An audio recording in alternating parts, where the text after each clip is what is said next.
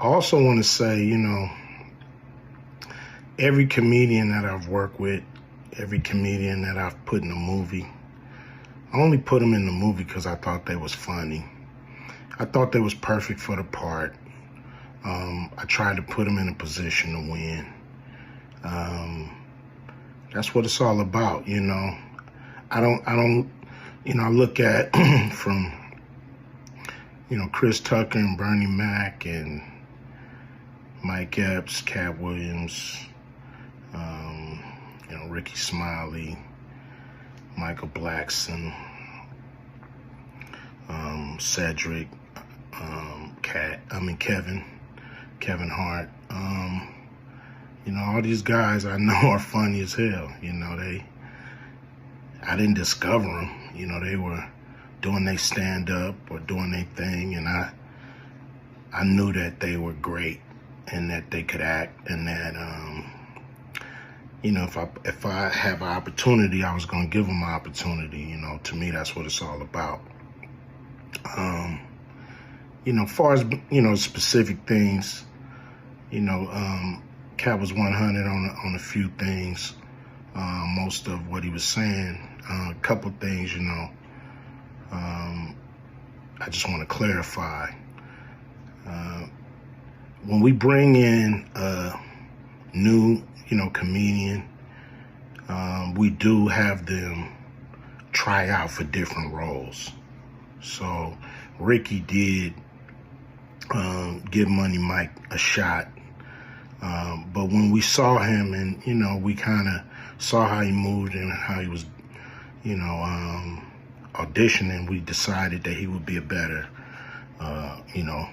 Santa Claus, which was, to me, the perfect casting. When we saw Mike, damn, I call him Money Mike. When we saw Katt, when I saw him, I just knew that he was perfect for Money Mike. And, Katt, said he wrote his role, which, the role was written, but he enhanced it. This is why Katt was so dope in the movie. Money Mike had a small role, about as big as the Santa Claus role, but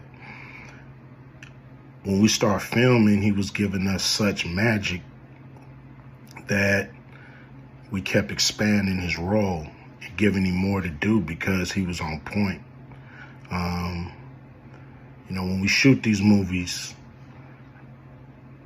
for one, the scripts are fire, or they wouldn't even do it. The scripts are laugh out funny. But we shoot the script, but once we get what we need from the script, we let the comedians ad-lib, riff, play with the words, do their thing. We give them a take where they can, or 2, 3 takes where they can go off and do what they feel. Sometimes it makes the movie, sometimes it don't. When somebody gives you jewels, you want to try to make sure that makes the movie. So in the movie, there's second thing I want to clear up. I would never shoot a rape scene in a movie, especially like Friday, where you actually see this happening on camera. That ain't my style. If you check out any of my movies, they not raunchy. We did a movie called Players Club where the subject matter was a little raunchy, but for the most part, even that, we left it to your imagination. So the only reason that kind of stuff was in the movie is because you have 3 villains in Friday After Next. You have the Santa Claus stealing presents. You have Damon, just got out of prison, sweating Craig and Day for the rent money. And then you have Money Mike, a pimp that treats his woman, like a property. So Craig is always fighting the villains in the movie, from the Joker brothers to Debo. And so we already had Craig fighting Santa Claus. And, the only real way to get rid of the other two villains was to have them go against each other. And the plier joke was always in the script. You know, it was never, we would never ever show that. You know, that's not my style if you look at any of my movies. So, you know, that was never a discussion. You know, you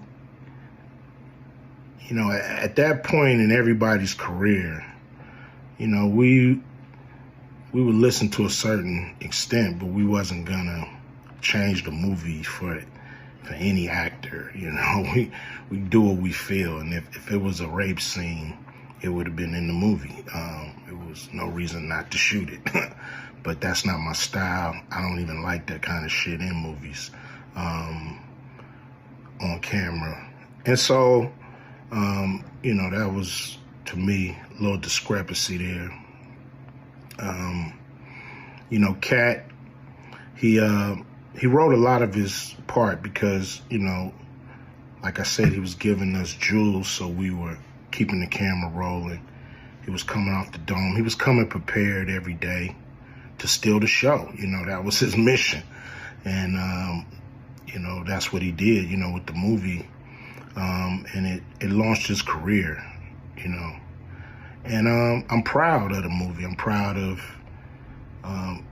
all the guys who've, you know, come through, you know, a Q Vision production and went on to do bigger and better things. And look, you know, a lot of people are talking about pay and how much they was paid on these movies that were extremely low budget. You know, most of these guys work a couple of days, you know. And when you're doing a movie, there's over 100 people working on the movie that need to get paid. Most of them got to get paid every day. And there's pre-production and post-production. Even after you finish with the actors, you got to pay editors and sound people. And my movies are all about quality, so most of the money go up on the screen. I'm not giving you no bullshit. I'm not giving you no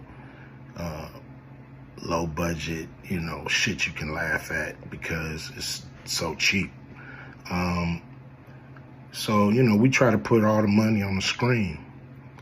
And so any actor that's mad at what they got paid, you know, just look at what you was doing. Look at where your career was at the time.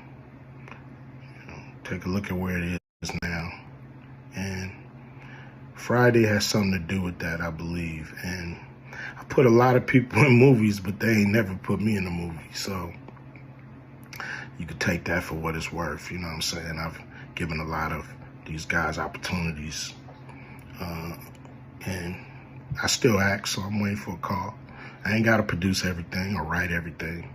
I got love for all the comedians that I've worked with. Got, you know, much love for Katt. You know, he spoke up for me a lot. And I just wanted to be clear and clarify some things. And shit, man. I hope y'all have a good 2024. Yeah, yeah.